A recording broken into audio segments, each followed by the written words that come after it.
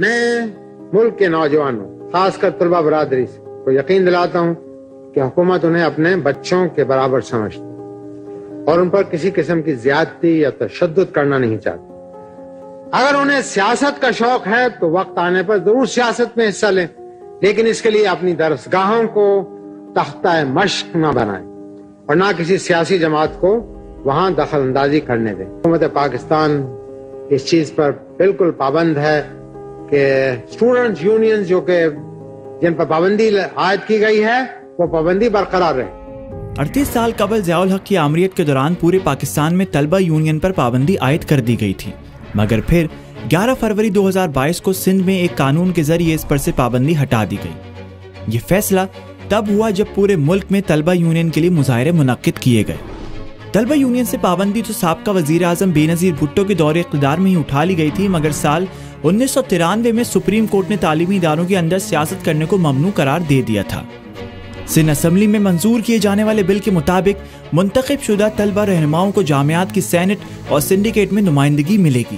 ہر تعلیمی ادارے میں ایک طلبہ یونین منتخب ہوگی جس کے ممبران کی تعداد 11 ہوگی، جبکہ انتخابات ہر سال باقاعدگی سے ہوں گے۔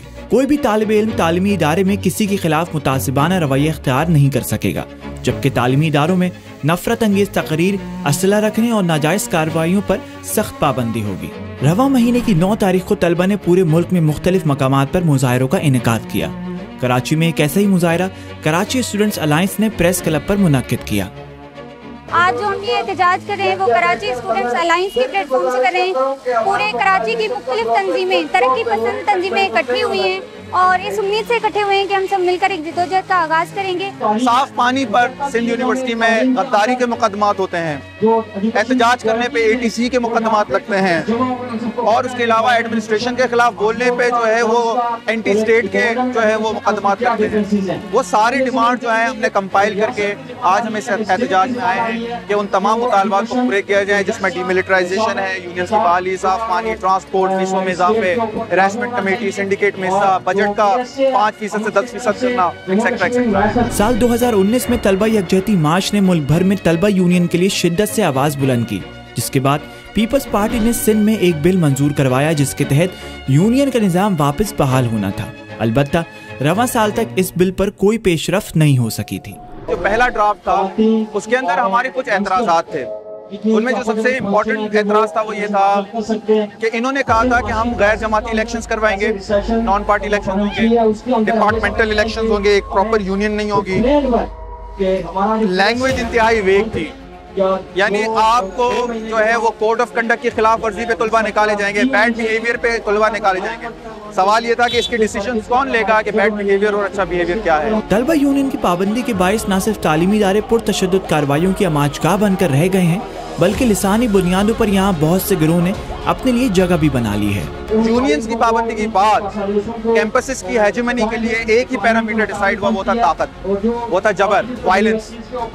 جو جتنی وائلنٹ تنظیم تھی وہ کیمپسز کے اندر اتنی ہی ہیجمونک۔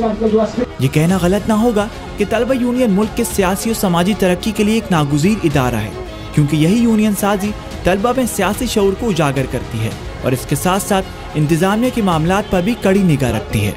دوسری جانب پابندی کے حمایتی افراد کا ماننا ہے کہ طلبہ یونین کی وجہ سے تعلیمی اداروں میں ماضی میں پرتشدد واقعات ہوتے رہے ہیں۔ اس کے ساتھ ساتھ یہ بھی کہا جاتا ہے کہ امریکہ نے عامر ضیاء الحق کو F-16 جنگی طیارے دیے اور اس بات پر اکسایا کہ وہ طلبہ کی جانب سے شروع کی جانے والی تحریک کو روکیں اور طلبہ یونین پر پابندی لگا دیں۔ اس پابندی نے طلبہ سے ان کے حقوق چھین لیے، جس کی وجہ سے جامعات میں مسائل کے بارے میں ان کی آواز نہ ہونے کے برابر رہ گئی تھی اور ان کا سیاسی اور سماجی شعور جامد ہو کر رہ گیا تھا۔ اس پابندی کی وجہ سے ہراسانی کے واقعات میں بھی خاطر خواہ اضافہ ہوا۔ گرلز کے لیے ایک بہت بڑی پرابلم ہے جس کو نظر انداز کیا جاتا ہے، اور ہمارے لیے کمیٹیز میں اسٹوڈنٹس نہیں موجود۔